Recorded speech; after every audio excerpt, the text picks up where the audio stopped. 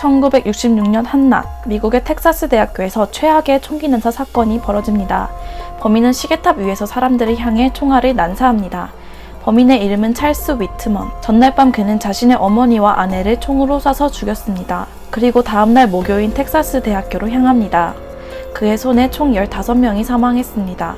찰스 위트먼, 그는 사이코패스였습니다.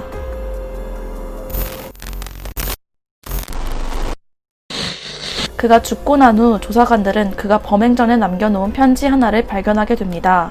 그 편지에는 충격적인 사실 한 가지가 담겨 있었습니다. 제가 그 편지의 일부분을 읽어드릴게요. 나는 요즘 나 자신을 도무지 이해할 수가 없다. 나는 상식적이고 이성이 있는 보통의 젊은이였다. 그런데 최근에 언제부터였는지는 모르겠지만 나는 괴이하고 비합리적인 생각들에 시달리고 있다. 내가 죽고 나면 나를 부검해달라. 어떤 신체적인 결함이라도 있는지 봐주었으면 한다. 부검 결과 찰스 위트먼의 뇌에서 편도체를 압박하고 있는 악성 종양을 발견하게 됩니다. 편도체에 대해서 알아보기 전에 테스트를 진행해 볼 겁니다. 당신의 편도체가 정상인지 알아보는 테스트입니다. 테스트는 간단합니다. 양쪽의 사진이 2개 나올 겁니다. 두 사진 중 어느 사진이 내 마음을 불편하게 하는 사진인지 고르고 왼쪽 또는 오른쪽이라고 대답하면 됩니다. 시작합니다.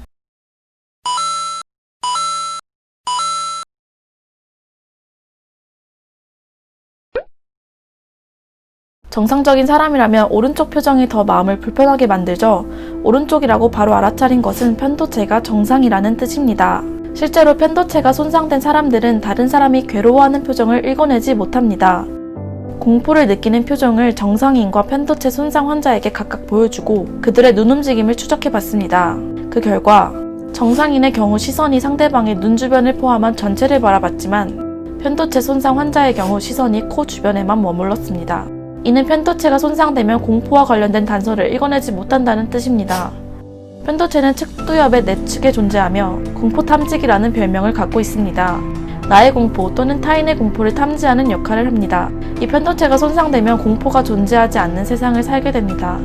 공포가 존재하지 않는 세상은 과연 어떤 느낌일까요? 다른 테스트도 한번 해보실래요? 이번엔 좀 어렵습니다. 테스트 방법은 아까와 같습니다. 두 사진 중 마음이 더 불편해지는 사진을 골라주세요. 깊이 생각하지 말고 즉각적으로 왼쪽 또는 오른쪽이라고 대답하셔야 합니다. 사진은 아주 짧게 지나가니 두 눈 크게 뜨고 영상을 봐주세요. 시작합니다.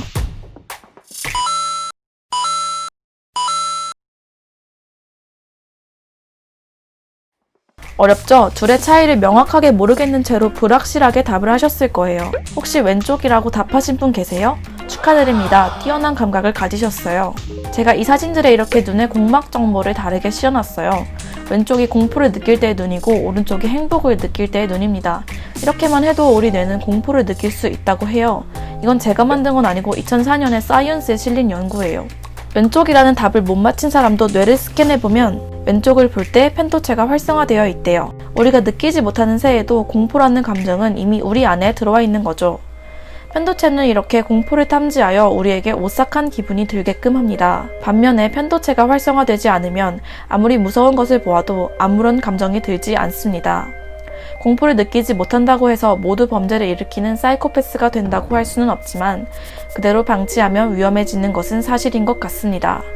앞서 보여드린 찰스 위트먼은 어렸을 적 아버지에게 학대를 당했었고 아내에게 폭력을 휘두르는 등 원래 폭력적인 사람이었습니다. 그런 사람이 공포에 무감해졌다고 생각해보세요. 그가 총구를 겨눈 사람들이 마지막으로 지은 표정은 어땠을까요? 그 표정을 본 찰스 위트먼은 어떤 감정이 들었을까요? 지금부터 당신이 이 커다란 총을 가지고 있다고 상상해보세요. 그리고 이 총구를 길 가고 있는 한 어린아이에게 겨눌 겁니다. 그 꼬마아이는 아마 이런 표정을 지을 겁니다. 그런데 이 아이가 이런 표정을 짓는다면 어떨까요? 갑자기 이 모든 게 장난처럼 여겨지지 않나요? 내가 이 총을 쏘는 것도 아이가 총을 맞는 것도 장난 같지 않나요? 사이코패스들이 아마 이런 기분이 아닐까 싶네요. 오늘 영상은 여기까지 하겠습니다. 그런데 제가 방금 한 설명 모두들 이해하셨죠? 그 꼬마아이 이야기 말이에요. 혹시 영상을 보시는 분들 중에 이해를 못하겠는 분이 계시다면 하루빨리 전문가와 상담하시기를 바랍니다. 치료는 빠를수록 좋습니다. 유아심이었습니다.